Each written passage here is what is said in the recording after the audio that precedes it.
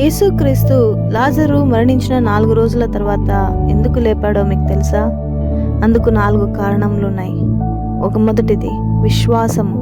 Martha మరియ విశ్వాసము.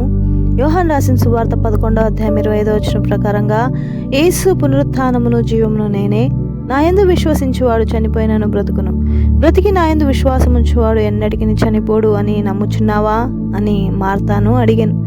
ఆమె అవును ప్రభువా అనెను. వారి విశ్వాసమును బట్టి ఈ అద్భుతము జరిగినట్లుగా చూస్తున్నాం.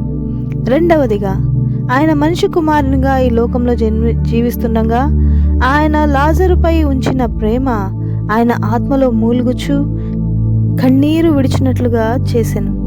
లాజరుపై ఆయన ప్రేమను చూస్తున్నాం.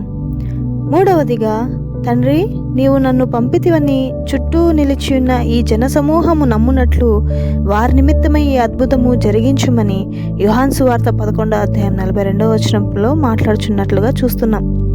మరి నాలుగవదిగా, యోహాను రాసిన సువార్త 2వ అధ్యాయం 47వ వచనం మరియు 53వ వచనం ప్రకారంగా, అప్పటి నుండి ప్రధానులు, యాజకులు, పరిసయ్యులు లాజరు లేచిన దినము నుండి వారు ఆయనను చంపనాలోచించుచుండిరి అని వ్రాయబడినట్లుగా చూస్తున్నాం. లాజరు మరణము నొందిన దినము నుండి 4వ దినమున మృతులలో నుండి లేపెను. కాబట్టి ఇట్టి దేవుని కలిగిన మనము ఎంతో ధన్యులము.